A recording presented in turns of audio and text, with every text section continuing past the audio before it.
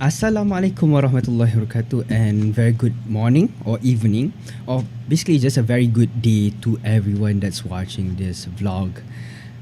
My name is Zulama Fahmi bin Musbahuddin. I'm matrix number 200796, and today I'm doing this vlog is to fulfill the requirements for my LPE task 3. So yeah, the title of the text that we're going to be analyzing today in this vlog is Think Twice About Going Cashless. So the purpose of the vlog today, let's talk about it a bit. Purpose of the vlog is just to, of course, first is fulfill the requirements of LPE for my task 3. And things that I'm going to do in this vlog is that I'm going to analyze the text that's given, study the background of the author, highlight the issues based on the text, and identify the arguments made by the author with two relevant evidences from the text. The second part of this video, I'm going to identify my beliefs, values, and status, and I'm going to find out whether my beliefs, values, and status reinforce or challenge the author's views. I'm going to state my stance and just summarize my arguments with two supporting evidences for my arguments. Okay, so let's start. Let's start with the author's background first. The writer for the author for this text is Satyajit Das, and Satyajit Das is an Australian former banker and corporate treasurer. Later in his life, he turned to become a consultant and author. And Satyajit Das was born in Calcutta, India in 1957 before emigrating to Australia when he was 12. And in Australia, he received his bachelor's degree in commerce and law from University of New South Wales, and he followed by an MBA from the Australian Graduate School of Management. That's masters. Okay, so from 1977 to 1987, he works at Commonwealth Bank, Citigroup, and Merrill Lynch. And these are like very three large names in the financial and business world. And from 1988 to 1994, he was the treasurer of the TNT Transport Group, which is also a large name in the business world. So I also mentioned that he later turned author. So there are a few famous works. The most famous being Traders, Guns and Money, and second is Extreme Money. And he also wrote a few reference books on derivatives and risk management. So basically for Extreme Money, it was long listed for the Financial Times and Goldman Sachs Business Book of the Year award, meaning that the quality of the book that he authored was very good, and it was long listed, meaning that it was a legitimate book, and even the economists reviewed the book, saying that Satyajit Das is well placed to comment because of his background. But the book could have been 150 pages shorter without losing its momentum. So we can see that Satyajit Das is from a background which allows him, and even the economists said that he was well placed to comment on financial issues, for example. So let's move on. The issues highlighted in the text. So there were a few issues. The main idea of the text was that it was the issues that arises from the change from using bills, paper currency, to virtual currency or virtual payments. So a few issues. Basically, one of the issues is that it was inherently discriminatory because the reason why they wanted to change from bills to virtual payments is to stop or halt the criminal activities, and that's discriminatory because like not all people who have large sums of money or large sums of paper bills are criminals, and because of the minority of the criminals that use paper money, we're going to disadvantage the majority, and that is one of the issues. The second issue is abolishing cash is not likely to solve the problem because criminals would just hoard gold, hoard property, hoard foreign currency, US bills. So it means that it's not likely to solve the problem. That's an issue. So the third issue is virtual cash. There's actually no clear cut evidence saying that virtual money is the most safest and most efficient. And even in the text, there are studies that have been highlighted in the text. It says that cash is the most effective way of payment, followed by debit card transactions. So, yeah. Next issue is that privacy.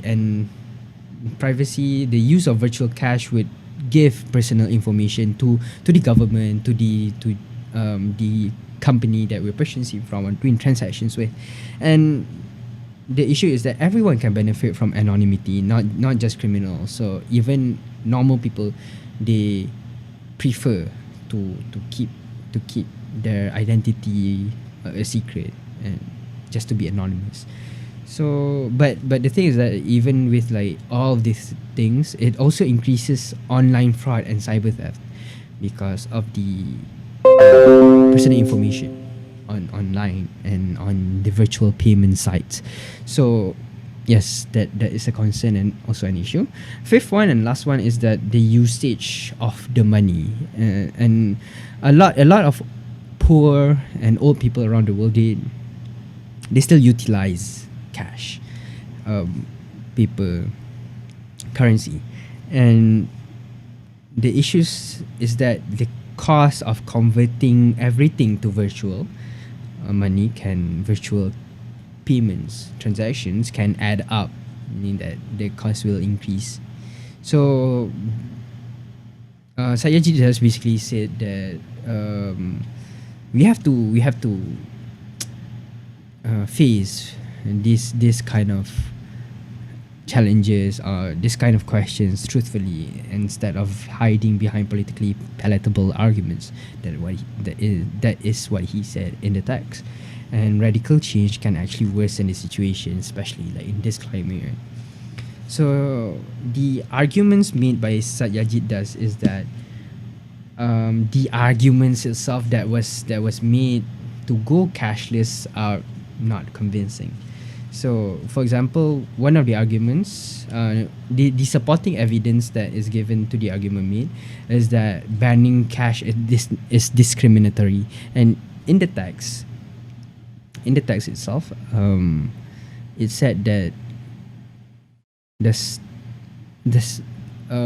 like I said, not everyone that has a large or huge number or huge quantity of paper bills or paper currency are criminals.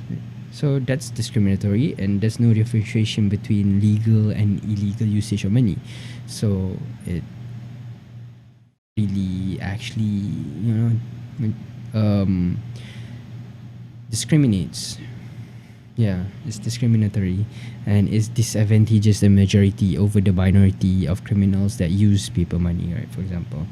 And the second evidence that he gave is that there are no clear-cut evidence that saying that electronic payments are the most efficient or cost-effective. So, yeah, even in the text, they've been highlighted that the most efficient way is first cash and second is debit card transactions. So that's the most efficient way.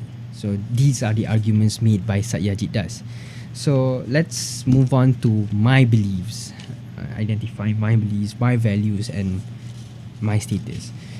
So my beliefs is that I believe that changing to virtual currency can strengthen or improve security.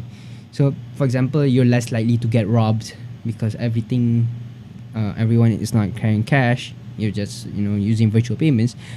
And second is that I believe that virtual everything, not just cash but everything will be virtualized in the future, and we should slowly shift towards the future. So this is paving the road towards our future. The values that I hold is that first is security, and of course, like I said, we have higher security. We don't want to get robbed and everything when carrying cash. And second is openness, and openness in this sense means that we're open to change, and we're going to accept change and just accept that this is our future. And growth meaning that we're improving ourselves, especially in this context, we're improving the usage of virtual currency so that it would be a viable option to eliminate cash in the future. Okay. So moving on to my status, I come from the middle class where I have access to mobile phones, and majority of my family have mobile phones, so we can access virtual payments and mobile payments, etc. So basically, what um, my beliefs, my values, and my status is that it's basically challenging the author's arguments. So I'm going to just summarize my argument, and my argument is that virtual currency is a must to move forward as a developing nation. It's a must. So let's, for example, my first supporting evidence is that a study shown by Renner DeBest for online users who are likely to use mobile payments in 2018, and this is back in 2018, not 2021 right now. So back in 2018, let's choose like three developing countries: China, Indonesia, and India. So in China itself, 94% of online users prefer using mobile payments, while in Indonesia, 93% of online users prefer using mobile payments, and in India itself, 83% of online users prefer using mobile payments. And this can be seen. This is the support and the openness of the society itself to actually shift into a newer future where we can pay using more simpler means. And it's shown that we gain support, and 93% of online users are willing to use mobile payments or online payments, virtual payments in a sense, right? So when we're taking worldwide status, it's 60% of online users worldwide are willing to pay using mobile payments or virtual payments instead of cash. So that's my first supporting evidence. And my second supporting evidence is that the gradual process of introducing new methods of payments to people can be employed to smoothen the transition of using virtual payments, because they said that people would have a hard time changing towards virtual payments. So I say that gradual process of introducing new methods of payments to people can be employed. So for example, we have seen in Malaysia itself the usage of MySejahtera, for example.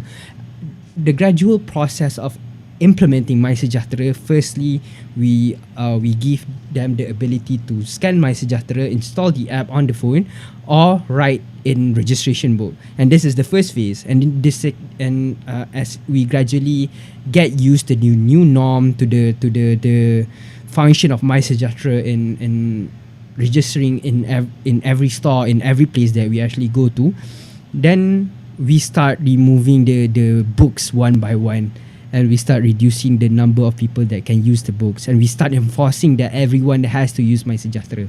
And now almost 90% of users of MySejahtera in Malaysia has been able to use MySejahtera as the main instrument, or the main tool of registering yourself to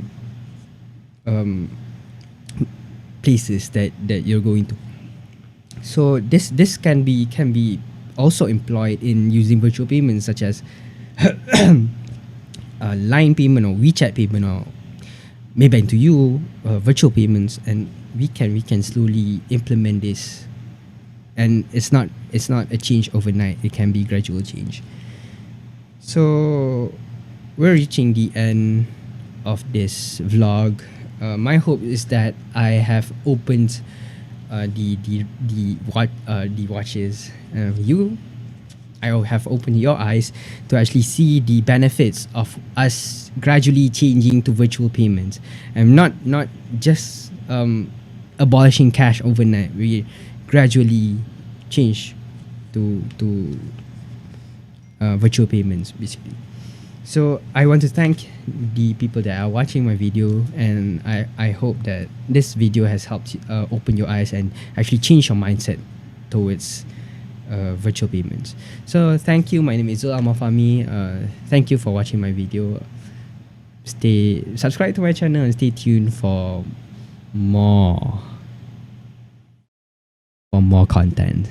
Bye bye.